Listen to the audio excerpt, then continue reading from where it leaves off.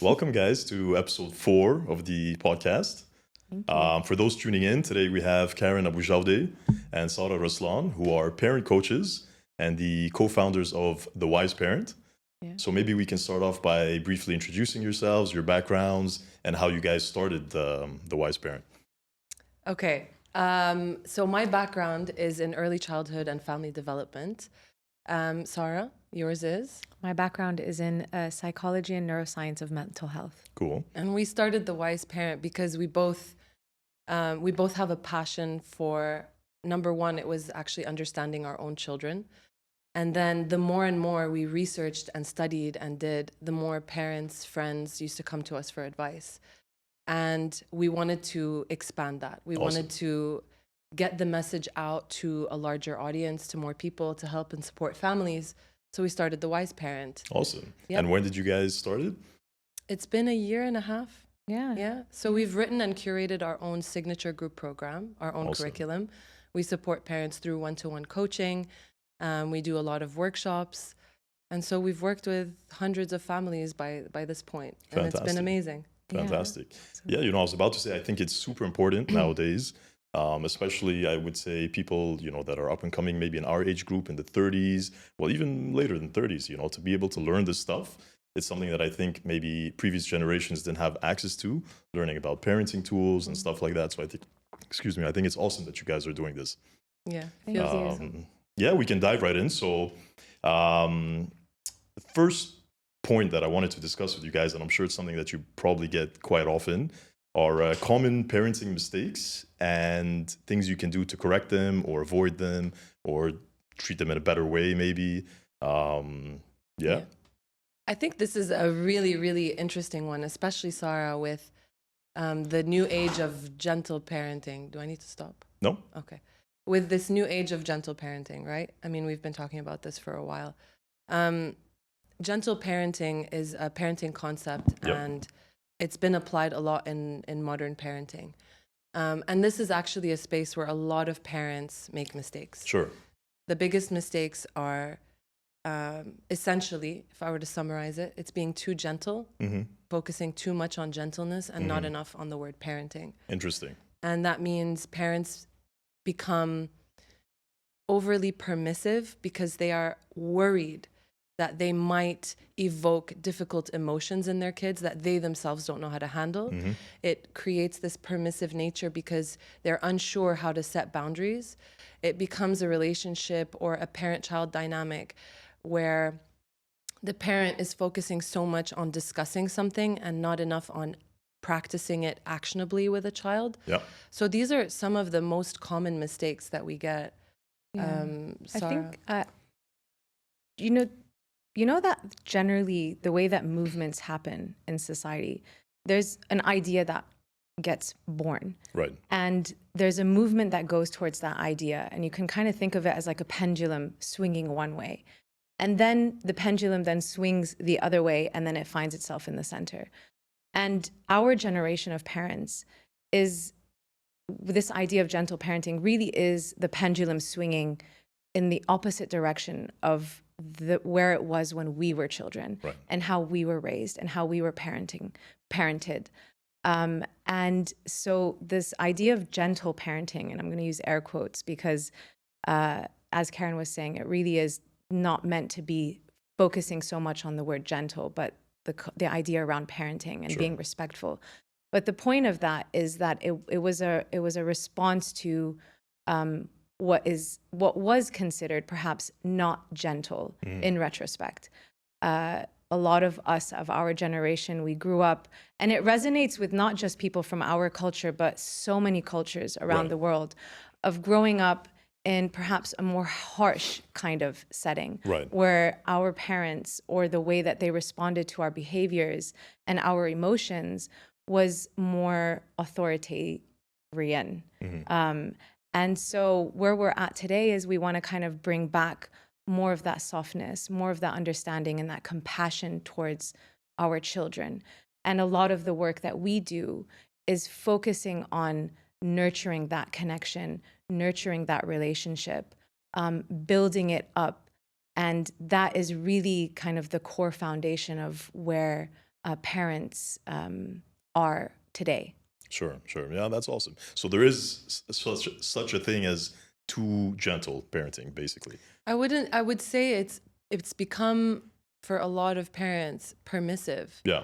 Where it feels like, there's I don't know what it is in Arabic, Sarah, that we say, but in English it translates to like, the child is running the household. Sure, sure. Where the authority, the big decisions are actually taken by the child. Right. Yeah. And this is extremely overwhelming for a kid. Sure, Psychologically, it's Right, overwhelming. right. Maybe too much to because handle the at power their age. dynamics are no longer in the right place, right? Right. I mean power dynamics, but really, as Karen was saying, that so today's parent, they want to correct what they grew up with, and so they bring in that permissiveness. Sure. And it's brought in so much that the child now feels like there's no more structure. Right. That there's no more, that the relationship is kind of flipped upside down. Interesting. And so what ends up happening, if we come back to your question of the most common mistakes, is that we start seeing a lot more big behaviors, and they last for much longer. And the reason for that is because the parent is now kind of teetering between what they want to do, which is to be more respectful, but then being brought back to what they're familiar with, which is perhaps not that respectful.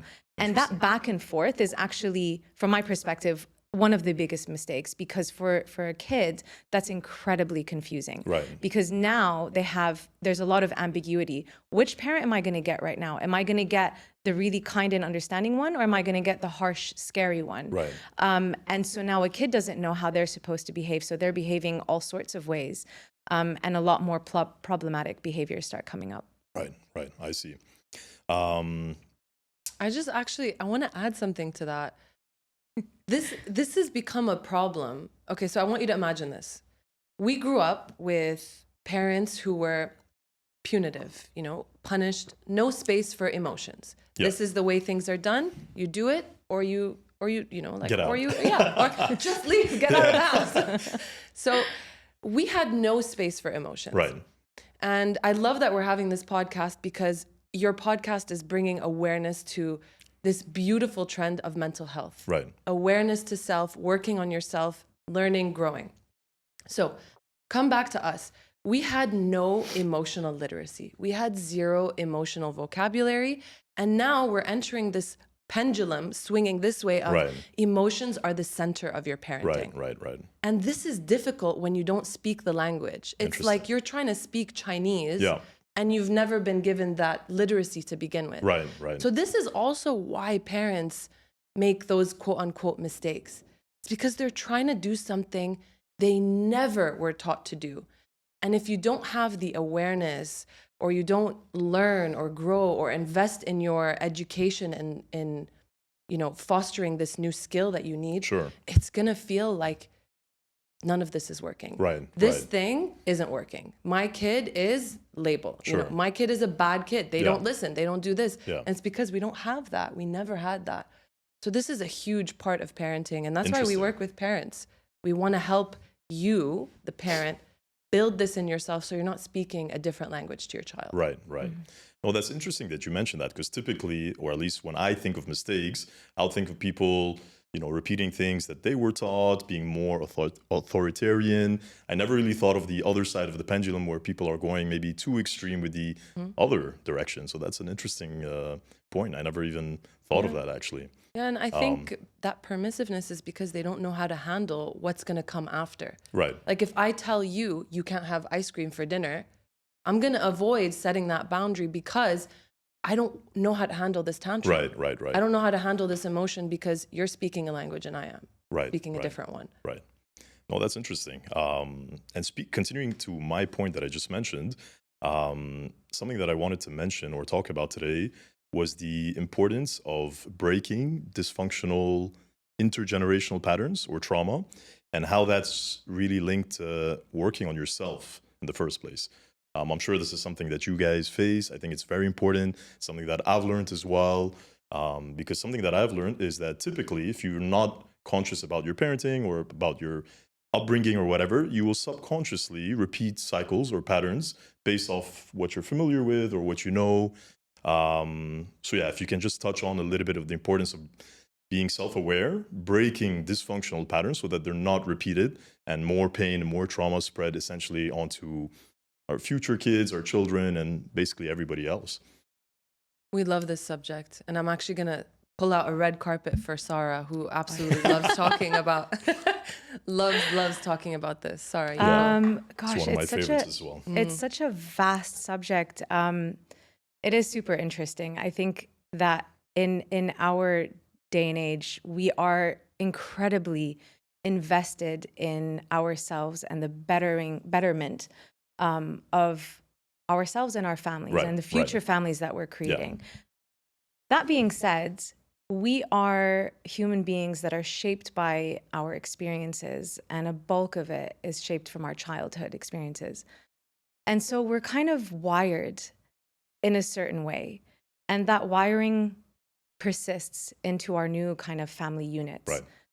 So how do we break away from that? Well, first of all, we kind of need to first do a lot of reflection on what are the dynamics that I grew up with, Right. and which one of those are dysfunctional. Right. Yeah. And this is definitely something that we work on with our clients, is kind of understanding what specific interactions did I grow up with that are really kind of not something that I want to carry into my current family. One thing that we always kind of love to bring up is flexibility in roles. So we have to think about our family unit. So let's say that there's the father, there's the mother, Right. and then there's the children. Yeah. And we kind of get stuck in certain roles, right? If you've ever heard of like terms like the golden child or The black sheep. the black sheep or the hero Familiar or with that. them. So this is Are all you the black sheep? Were you the black sheep? I am. So you would have kind of entered into that role Yeah. as a response to the general dynamics that are happening Exactly. at home, right? Exactly.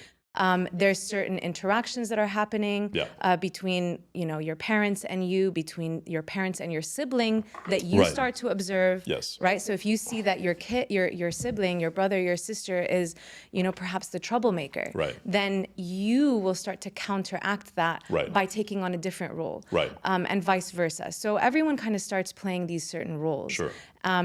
Because of the dynamics that are at play. Right. And this role is the opposite of flexibility, right? This is Exactly. fixation. You Yeah. get fixed into these Yeah. roles. Yeah. You're shoehorned into something. Exactly. Yeah. And nobody wants to be shoehorned into anything. Even the golden child, Yeah. if you hear about the golden child or the perfectionist today, Yeah. they don't want to be that. I don't want to be the one that's always responsible and Absolutely. taking charge and Absolutely. organizing and planning. I just Absolutely. want someone else to take over, right? Absolutely. Why are they saying that? Because they don't want that. They want the flexibility to take on different roles. Yeah. And so Or to be authentically themselves without having to Exactly. abide by certain Yeah. rules and regulations. Yeah, absolutely. So when we think about kind of the dysfunctions of our childhood or our the family dynamics from our childhood, we want to kind of reflect on, okay, what role did I take on? Yeah. And how do I break free of that? Yeah. But also, how do I not repeat that with my own children? Exactly. And so this is really kind of the hard work Right. that we need to do, because we need to really kind of self-reflect on our triggers, Yeah. the things that trigger us. They trigger us because they're telling us that whatever it is that's happening right now is not safe. It wasn't safe from when I was a kid. It was not allowed. It was not permitted. And so we need to bring awareness of whatever it is that's triggering me. I need to kind of bring attention to it, understand it, and absolutely release it. Right. So we do a lot of work on how do we release these things Right. and work through it so that we're communicating and responding to our children and to ourselves in a way that's much more conscious and much more in line with our current values. Right. Right. Yeah, no, I think it's super important. And you know what's funny? Because when I first learned about family roles and so this is called systemic family dynamics, where family is essentially like a system. And like you Yeah. said, you have different roles: Yeah. golden child, black sheep, the lost child, Yeah. invisible child, or Yes. there's a bunch of them Yes. now. When I first learned them, I was very So first I was very surprised to learn that this thing actually exists. I Yeah. thought maybe it's only in maybe my family dynamic or my cousin's family dynamic. But then I start to look around and I realize, and you guys can correct me if I'm wrong, but I feel like here in the Middle East and maybe some places in India, but all over the world, you'll find that families are systemized. Yes. They're just like, this is how things are. Yeah. This is your role, that's your role, and this is how we function, and you got to just roll with it, essentially. Absolutely. I mean, Yeah. I kind of want to bring in, without getting too scientific, this idea, because you mentioned intergenerational trauma, Yeah. right? And there's a little bit of, I guess, haziness around how does that actually work? How does something get passed down from one generation to the next? And I'm not going to get so much into epigenetics because, Sure. yeah, I mean, if there's appetite for it, Yeah. there is a lot of research around epigenetics Sure, of sure, how absolutely. an event can actually shape our genetic expression or Yes. activate. So we're not actually changing DNA Right. from an event, but an event can activate certain genes. But how does that get passed down from other than on a genetic level? Sure. Let's say that you grew up in a household. I have no idea, so I'm just Sure. making this up now. You grew up in a household where what's a common thing? Like tantrums were not allowed. Right. Okay, tantrums. I think in Arab culture and a lot of cultures, traditionally are perceived as really bad.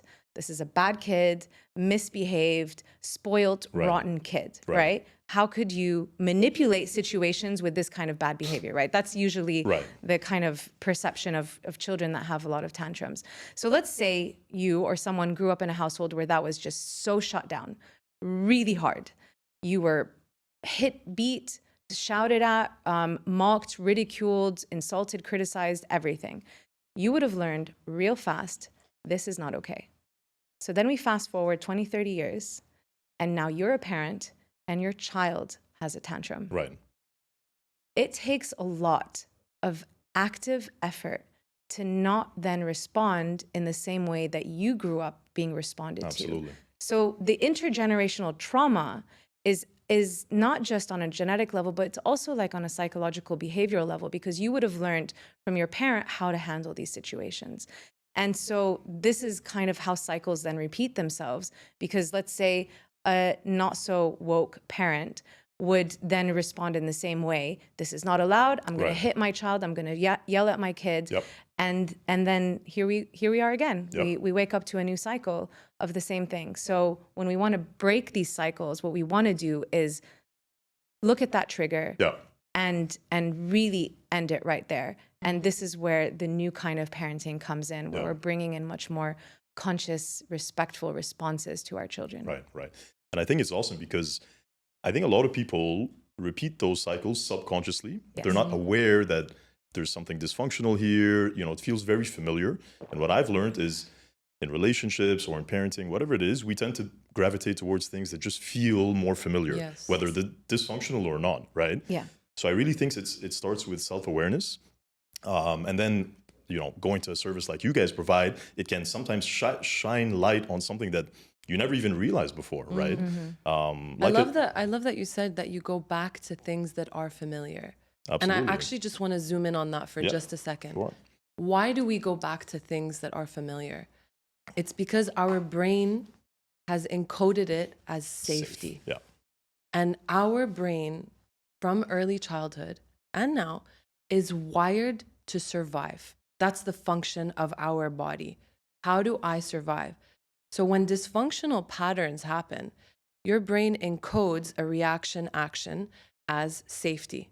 Okay, how do I keep myself safe? So that's why we go back to things that are safe. Mm-hmm. We were wired that way. I love that you said that. Yeah, yeah. No, I mean, it's something I realized myself and I see with some of my friends that are parents now.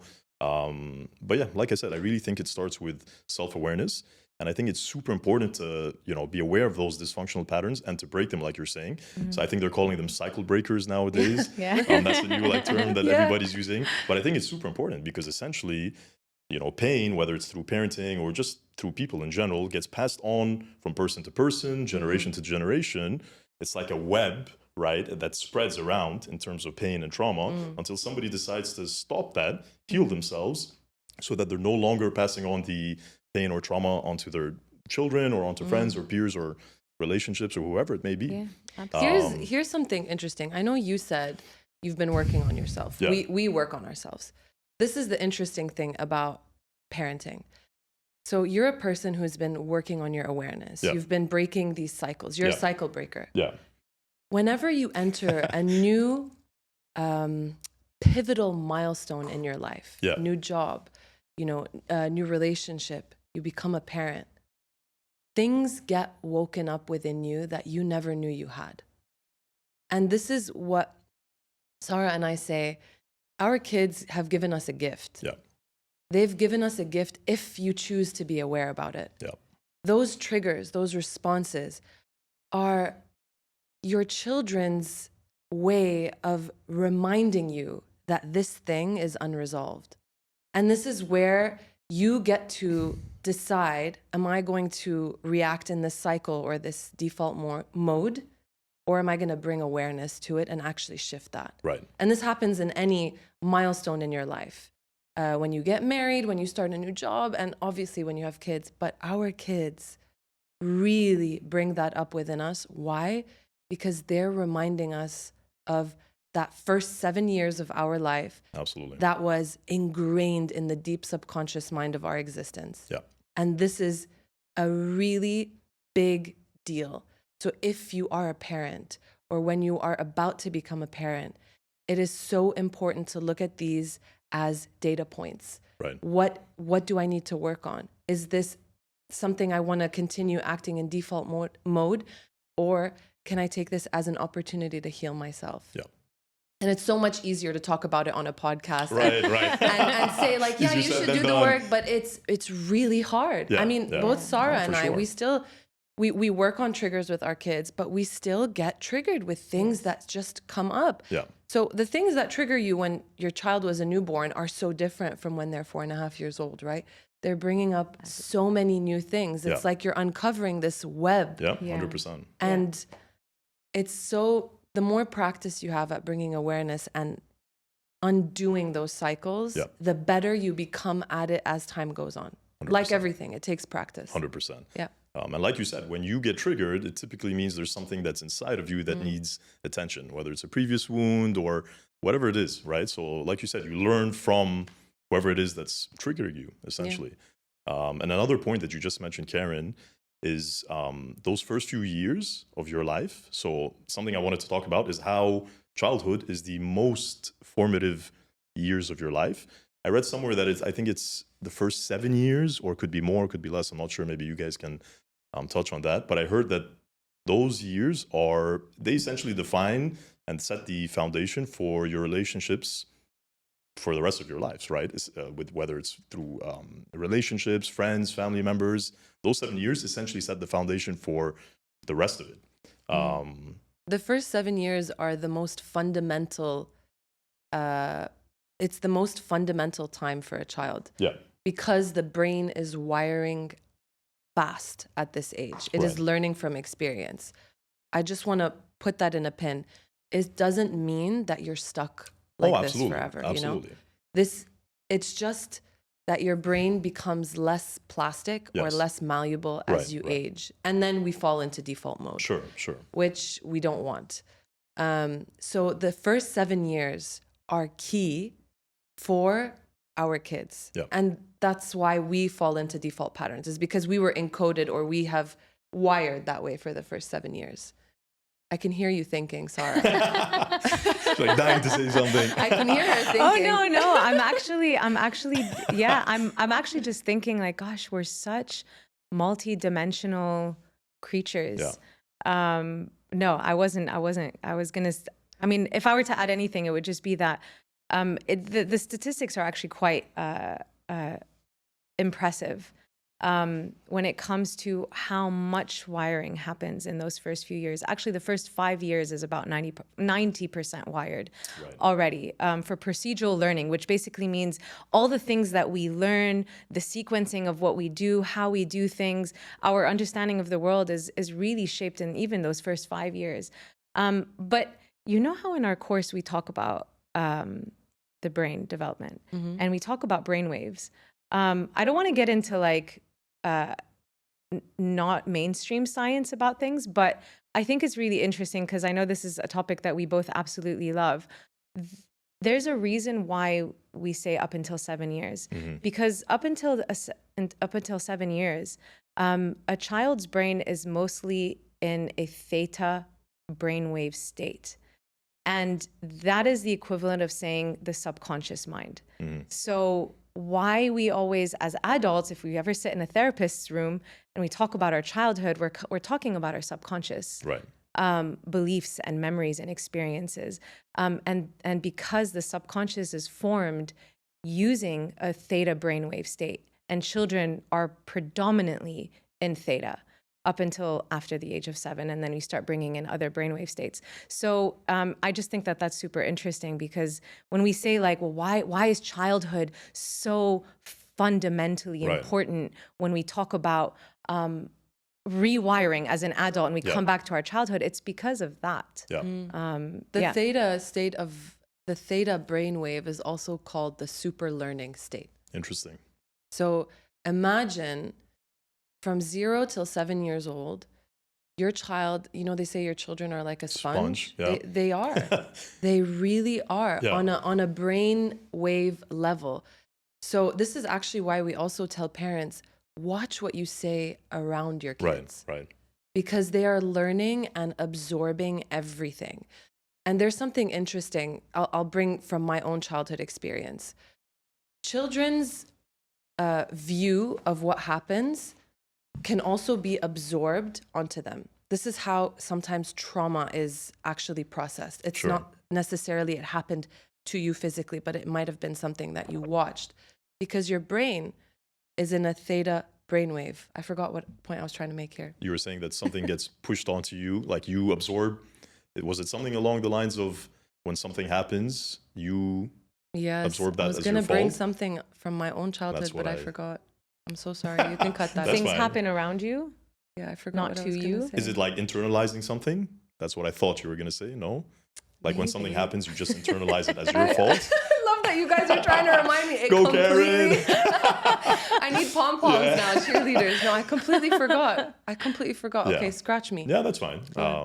Anything you wanted to add? I mean, I could add so many things. I love this topic so much. Yeah, well, here's the platform for it. Yeah, the neuroscientist right here going deep into it. Geek your heart out. Well, you know, do you know what a trigger means? I would say so, but I'm not sure.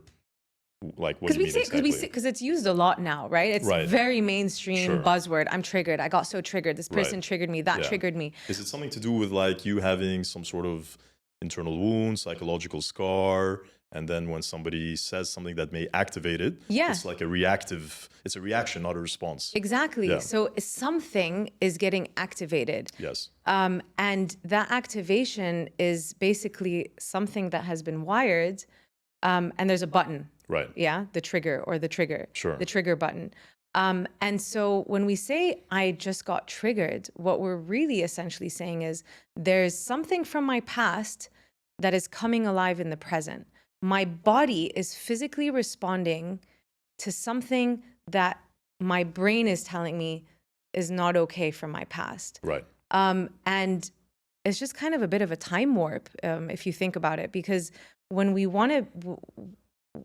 Today, we want to be present, right? We're trying to bring more presence into our lives. Yes. And when we're in a state of being triggered, we are not in a state of presence. We are in the past without an awareness of that. And so a lot of our work is coming to the present, understanding our past, but coming to the present. So when we say understanding our past, and a lot of parents or a lot of the people that we work with, they tell us, I don't remember. I don't remember, but our body remembers. Absolutely. Right? Maybe that's what you were trying to get at, is that our body physically remembers things. Yep. So we don't have to have a conscious memory of it. Right. Because as children, we are mostly in our subconscious. And so, but we can trust our body. 100%. And a lot of, types of healing or types of self-work involves kind of checking in with ourselves. where are you feeling it right now? I'm feeling it in my stomach. I'm feeling it in my throat. I'm feeling it in my hands. And it's actually really powerful to kind of see it that way, because it kind of releases the burden or the responsibility of us as adults to have a conscious memory of what is it that I went through. Absolutely. Or, you know, when we say we don't want to blame our parents, we don't want to blame our parents for what they did. You don't have to kind of pinpoint exactly what went on in your childhood, but just trust that this is something that you went through as a kid that didn't feel good, that didn't feel safe, that didn't feel right, and to kind of heal from that today. Yeah, absolutely. Because trauma in general is stored in the body, right? Yes. And that's why nowadays healing techniques is much more than just talk therapy. Doing things like breath work, somatic work. It's super important because, like you said, it's quite literally stored in the body. Yes. So yeah, I think that's a super important point to mention. You brought up in your question as well that, you know, this age of like 0 to 7 is fundamental for relationships. Yeah. And it really is, because that's when children form their understanding of attachment. So if we go back to the brain is wired to survive. Right. How do I survive? I am dependent on this grown-up to keep me alive. Right. So how do I make sure this grown-up stays with me? I learned that this interaction or experience is safe or unsafe. So my brain is encoding what is safe, what is unsafe. Right. So it goes into this this programming of your subconscious belief system. And your relationship with your child really does impact the types of relationships they attract as they grow up. Yep. Because you're kind of like a tree, right? You've got roots, you've got this big, what is it? Trunk. You've got the trunk. Yeah. And then there are branches and leaves, right? Your relationship is those roots that this trunk grows from. And this trunk is your child. So as they grow, they have different relationships. Their work relationships, their friendships, their love relationships. All of those are different aspects of how they learned a relationship should or should not be.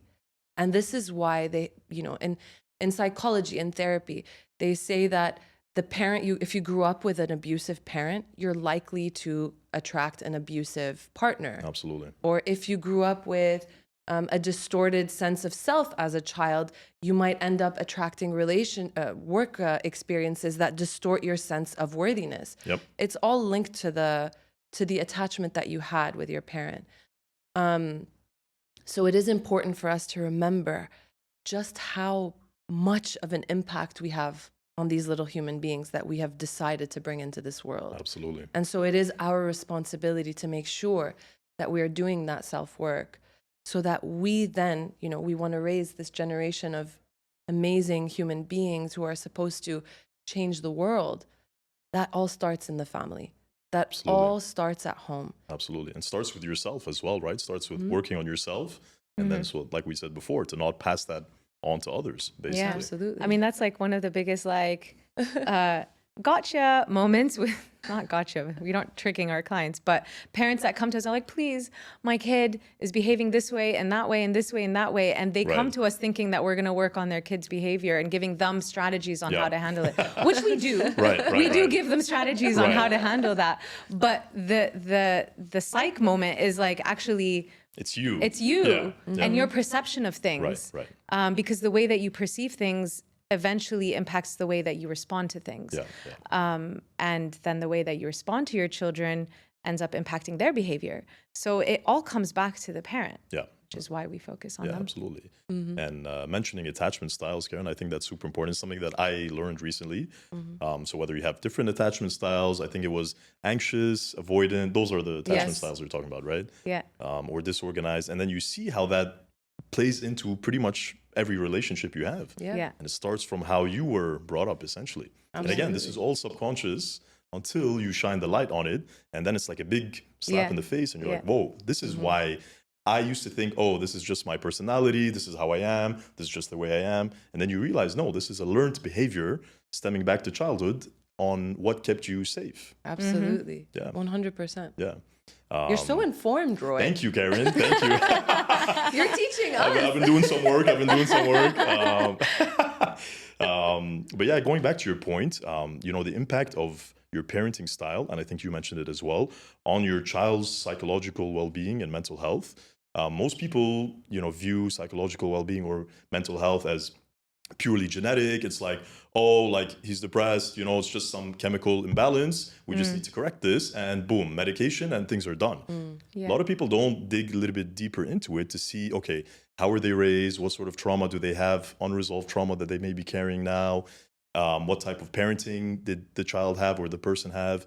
Many people don't realize that a lot of it, whether you get anxious quickly, it really all stems to, again, parenting style and the impact that can have on your child. Yeah.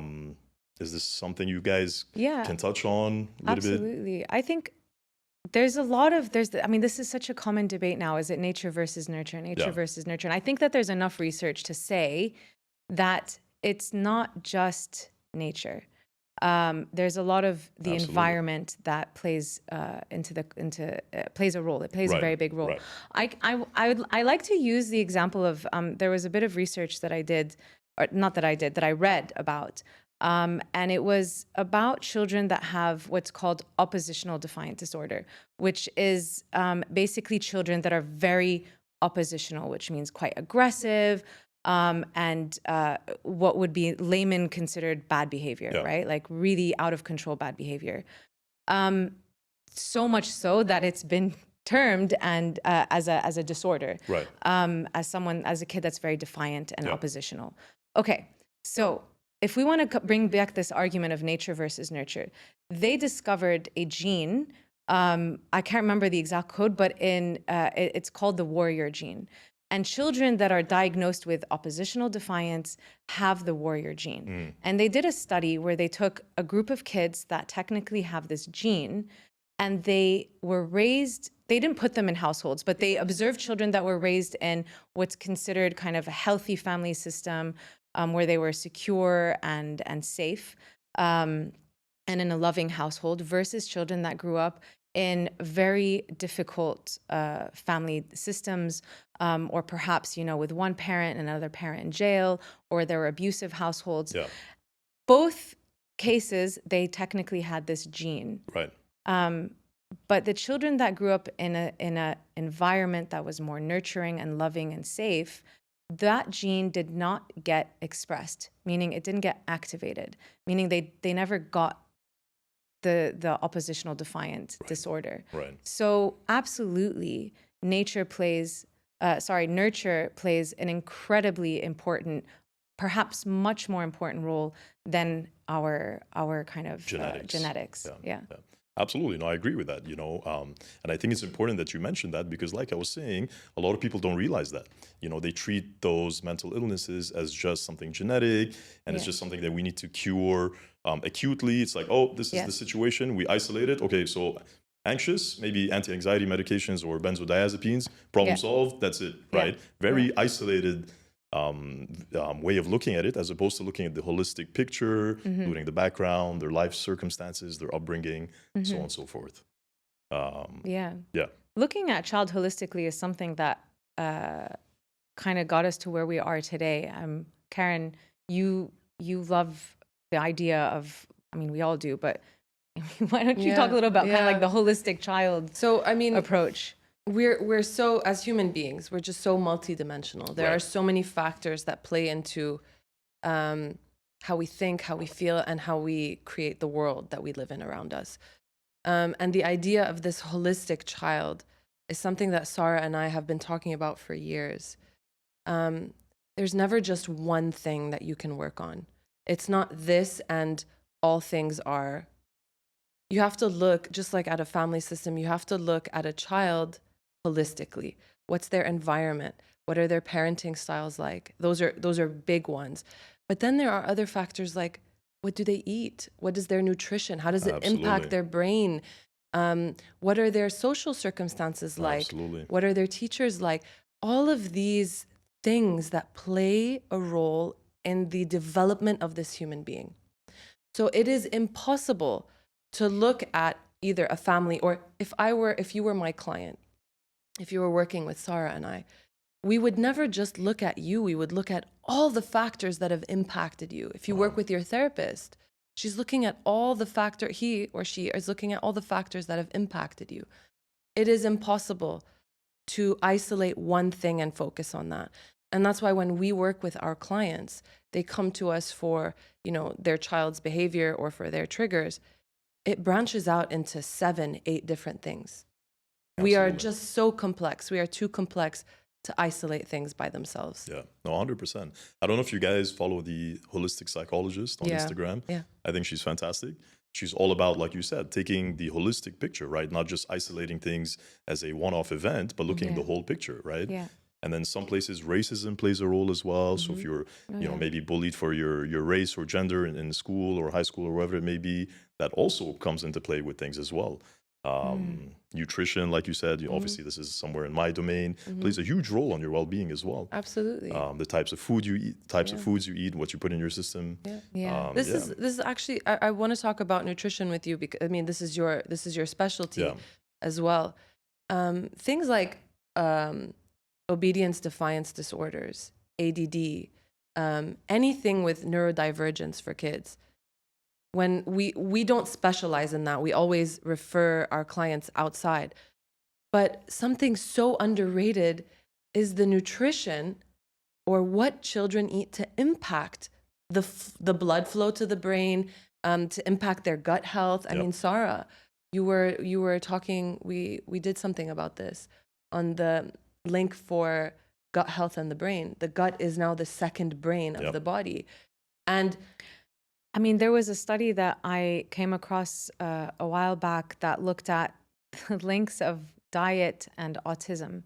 Not autism, but autistic behaviors or what are considered symptoms of autism that manifest in certain behaviors. And just by changing the diet impacted in a positive way, so improved those symptoms. So yes, there's so much to say about kind of like a holistic approach to parenting and children. Is that something you guys advise as well? Nutrition in your no, but if you want to join the team, Roy, yeah, why not? Let's do it. We could link. No, that's hilarious. It's very important. We don't advise it, but it's something that we ask. We tend to ask at the very beginning of our discussions in our assessment that we do with a new client is understanding their sleep patterns, understanding their eating habits. Are they eating regularly? What kind of food are they eating? Right. Not because we can definitely, we're not in a space to advise on nutrition, but it is something to bring attention to. So we would advise if something, like sleep is a big one, and we always kind of refer our clients if sleep is not well kind of like regulated and structured, to go speak to a sleep consultant or to go speak to a nutritionist. Right. Yeah. Oh, super important. And it's great that you guys, shed light, even if it's not your specialty, you can advise them, hey, maybe you can look at this, maybe you can look at that. Yeah, absolutely. Because like you were saying, it's all connected. Very connected. Boundaries is the next point that I wanted to bring up. I love this topic. Yeah, me too. You want to take the floor? Do I want to give me the floor? Yeah, basically the importance of setting boundaries, whether it's with your child, with your parents, with everybody, right? Something I learned is that setting boundaries, healthy boundaries, is super important for your well-being, maintaining your mental space, maintaining your authenticity as well. So then let me ask you then. You're in the hot seat now, Roy. Sure. What does a boundary mean for you, if you were to define it? So the way I look at it is a boundary is basically something that you set up so that you essentially protect your inner peace, essentially, right? And it's something that you communicate to somebody. So say you're communicating to your friend, for example. Whatever, I'm just saying anything now. Please don't call me after 11 p.m. Because I will not be able to answer your calls. And then it's important to sort of reinforce that boundary as well. Because what I learned is when you set a boundary, it's important to reinforce it because you'll have some people that will try and cross the boundaries.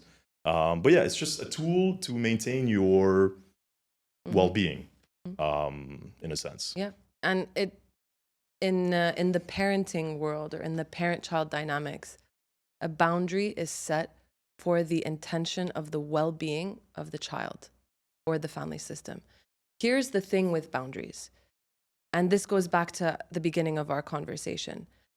Parents deliver the boundary as if it's an option or a choice. Right. The thing with boundaries is it requires your child to do nothing. Zero. Right. A boundary is completely a parent's responsibility. Right. You have to be accountable in setting the boundary and actually following through with Enforcing it. Yeah. Another mistake that parents make is that they set a boundary that they can't enforce. Right. Like, no TV time this weekend. Yeah. But then it's inconvenient. Come the weekend, they need the TV time, but I set this boundary, I'm going to put TV time again. Hey, child learns, boundary is optional. Flexible. Yeah. So the thing with boundaries is that they're supposed to be loving and firm. Right. And it's supposed to have this balance because you understand that it's really difficult for a kid to just be like, you know what, Mom, great decision. I approve. Like, this is what we kind of expect. Right. But the reality is, when we set a boundary with our kid, it's for their physical and emotional well-being. It's for their physical and emotional safety.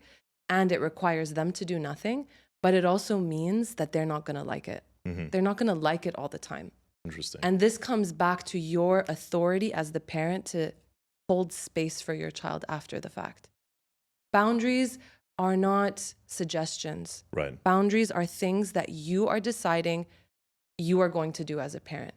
So with respect to what you said, that yes, it means that the well-being is at the center and the focus of this situation.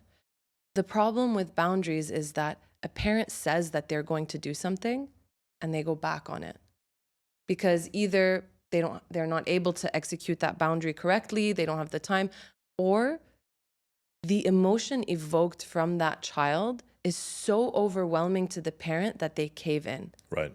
And what happens in this situation? Children are brilliant. They learn that this boundary doesn't happen. Sure. Right? This is an option.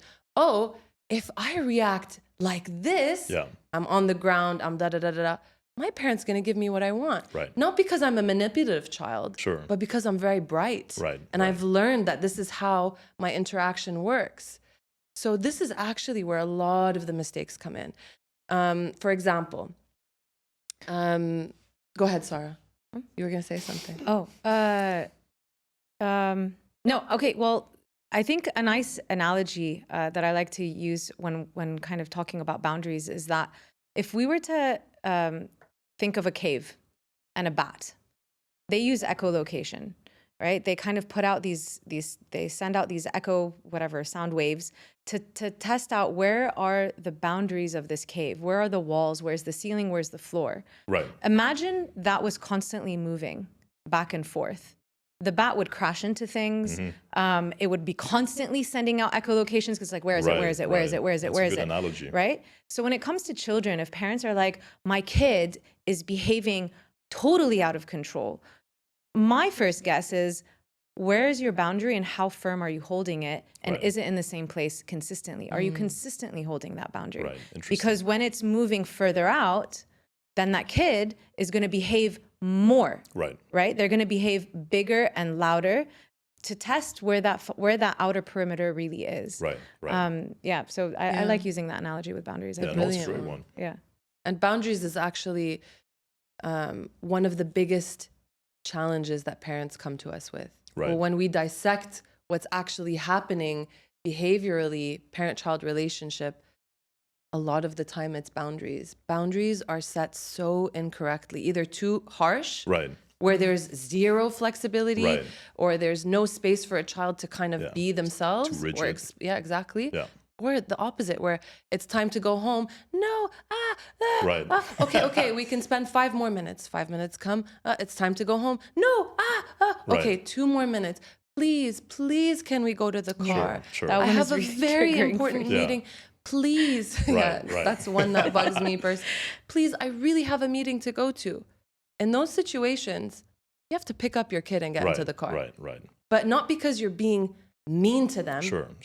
They don't have the impulse control or they don't have the logic center to assess the weight of the situation. Absolutely. Boundary set, boundary, it has to be enforced by the Sure, parent. sure. And at what age does it become okay for your child to set boundaries with the family? Like, is that over 18? What age does that ever I happen? absolutely love that you asked that because that's Works actually both ways. that's actually I don't even know if I can answer that, but It's a brilliant question. I mean, you know, like one thing that my kid, who's now, I mean, the eldest is 4. Right. She sometimes, when I'm taking her to the bathroom, she tells me I need some privacy. Right. So you know, it's kind of like, okay, well, I'm your mother, Right. but I also need to respect her boundaries or her privacy. Right. But yeah, I mean, I think at what age, there should always be a respect Right. for a child's boundaries. Sure, sure. When it comes to their well-being and safety, Right. those are boundaries, Yeah, absolutely. right? So when a parent crosses them, it could look like, you know, not respectful or not gentle parenting. Right, right. So I think it would start from any age, really. But the reason why I love this question is because as you were speaking, Karen, I was just thinking, like, because boundaries is a very tricky word when it comes to our culture specifically. If you want to think about us, the kids, with our parents, I'm now hearing of someone that I know that is trying to set up boundaries with her father. Right. Her as a 30-year-old and her father Sure. as a 60-year-old. Yeah, not going so well. It's not going so well, you know? Yeah. So, you know, while I think it is very important to kind of have these conversations around boundaries, especially if you feel like they're getting, you know, if they don't exist. Right. So you have to set them up for yourself. So Right. how do you set them up for yourself? You have to communicate it, right? You have to Right. inform other people, like, hey, dad, or hey, mom, these are my boundaries. Right. Which sounds like, I will not let you speak to me in that way. Yeah. Right? Yeah. If I feel like I'm being spoken to in a way that I'm not okay with, Right. I'm going to exit this conversation now. Right. That's really important. But culturally speaking, that can go 2 different ways Yeah. from the receiving end. Right. And that's why I think it's also really important to follow up with Absolutely. something called validation. So we validate our kids' emotions, right? Hey, it's okay to be upset. And we always think about it as like a child, you know, like from parent to child, like you want to validate your children. But it's also important to validate someone else's experience with your boundary. Like if Karen were to tell me, hey, you know, come over on this date, and I can say, I'm really busy that day, I can't. That's my, you know, that could be my boundary. If let's say Karen was really pushy, it's like, come over, Right. come over. So I would put my boundary up, but I could also still validate someone else's. I understand that that's really upsetting. I had Yeah. initially agreed that I was going to come over and help you with this thing. Right. And now I'm not coming. So I think that maybe to soften it, if we want to think about like from a cultural perspective, and not just Arab culture, but any kind of Eastern culture, is considering our parents and validating how difficult it is for them Right. to have their children setting boundaries, which may have never existed, Absolutely. possibly for decades. Right, right. Well, if anyone's looking to learn how to set boundaries, there's this book that I read called Set Boundaries, Find Peace by Nedra Glover Tawab. I don't know if it involves with children. I think it does, actually. It's basically how to set boundaries with everybody in your life, whether it's coworkers, parents, friends, family, relationships. So whoever's listening and wants to pick that up, I think that's Nice. a good one. So yeah, I guess to wrap it up, our last point that I wanted to ask you guys is when it comes to disciplining your kids, right? What's right? What's wrong? What are things that are traditionally done that may not be the best? Obviously, you know, spanking and things like that, probably not the best idea nowadays. But yeah, any insights on that? Let's start with what Sarah and I always start with when this word comes up, is defining the word discipline, Yeah. right? I'm quoting Sarah, so this is how she explains it. I love that I can quote my business partner. Yeah. Discipline, while we were taught it means to punish or to enforce Right. a method or a way, discipline comes from the word disciple, to teach, Right. which disciple is student. So discipline means to teach. Interesting. So when you discipline your child, your objective is to teach. So ask yourself, how is it that you want to teach? And what is it that your child should be learning? Mm-hmm. Where is this coming from? So number 1, discipline is your intention. Your intention for your child. If you have the best intention for your kid, the way you show up is different. And so discipline, And in parenting in general, parenting is never short, immediate gratification. It's never going to be that. Right. And that's something that we want to start shifting in the mentality of parents. When a behavior comes up that needs to be disciplined, when something happens that requires discipline, you want this immediate gratification to come up for you. Because it feels good for you and it validates that what you're doing is right or correct or works. Right. Parenting isn't immediate. And this is where a lot of frustration comes from. Parenting is so long term. It's like you're working for something 18 years down the line. Right. And when you become okay with that, your objective in those discipline moments completely changes. Right. You're no longer putting out this fire. Yeah, you're not putting out this fire and that's it and waiting for the next fire to light up and putting out that fire. No. So what does that actually mean in parenting terms? This means you are teaching your children long-term skills that they're going to need at 18 years, at 12, at 9, at 8. When it's a long-term objective, your moment completely shifts. So you're teaching your children the skills that they need to navigate difficult relationships, difficult friendships, emotions that are very overwhelming to them. What skills do I need to regulate this anger, this feeling? What do I do when I have this urge to, at a toddler years to throw? And when you're adult, actually sometimes to throw Right. something against the wall. How do I teach my children the skills? What discipline is needed in this moment? Sure. Right?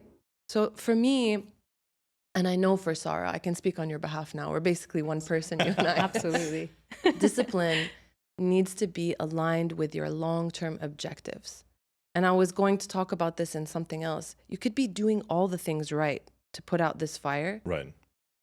And sometimes nothing works. Yeah. But you're doing the right thing by your child. Right. It doesn't work because you're not getting that gratification or that expectation or that result that you invested in the first place.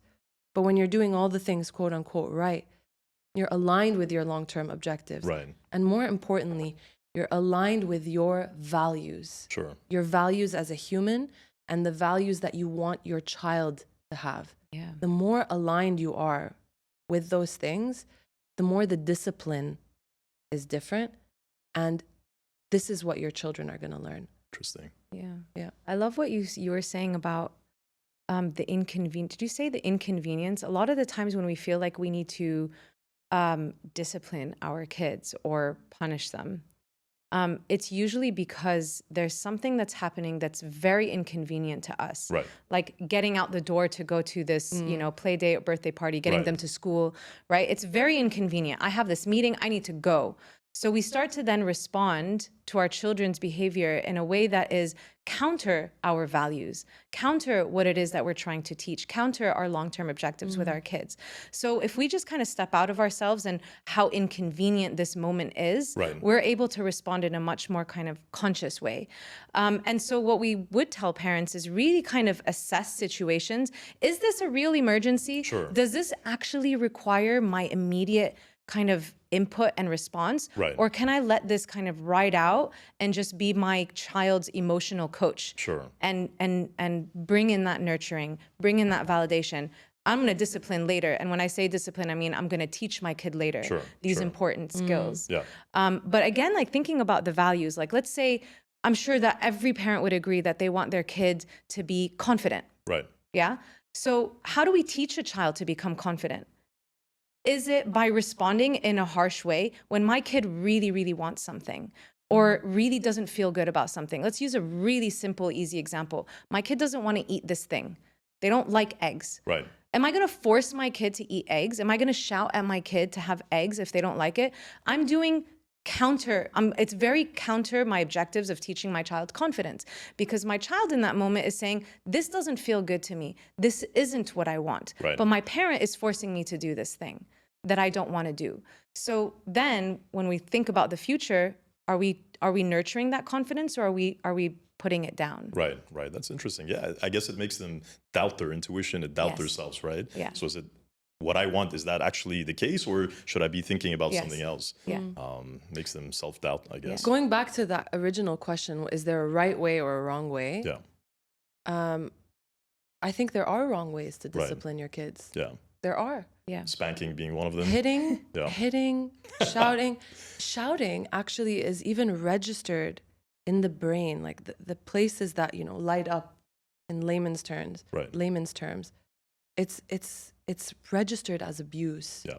Oh, 100%. So, and this is when it's consistent, you know, obviously sometimes if they're crossing the street and you're going to shout, I mean, Right. you're not going to damage your child. But there are definitely wrong ways to discipline your children. And this goes back to what you were talking about. This goes back to what we were talking about when it comes to permissive parenting, avoidant parenting. Right. This breeds a whole menu of issues later on. Right. Right. So there are Yeah. a million ways that you can parent incorrectly. Right. Right. But there are also a million ways that you can parent correctly Sure. with the best intention. Sure. And this goes back to choosing your values and aligning your long-term objectives. When Sure. you've got those things set, Right. you're playing a different game. Right. Well, thank you guys. I think that's all we have for today. Thank you guys so No. much. Yeah, I know, right? I could keep talking for like another hour. Honestly. But yeah, thank you guys for coming on. Thank you Thank you guys for for having sharing us. everything that you did. If people want to reach out to you to work with you, what's the best way to do that? They can reach out to us by DMing us on Instagram Cool. or by emailing us at info@thewiseparent.org. Cool. And then we Instagram take handle it from The there. Wise Parent. The Yes. Wise Parent, Cool. yes. Awesome. Thank you guys so much. Thank Thanks you, for having Roy. us. Of course. Thanks, Roy. Yeah. Thank Cool. you. There we go. Thank you. Squeeze in a bit more. Yeah. That was a good one. That was a good Yeah. one, Thank you guys. That was super fun. Thank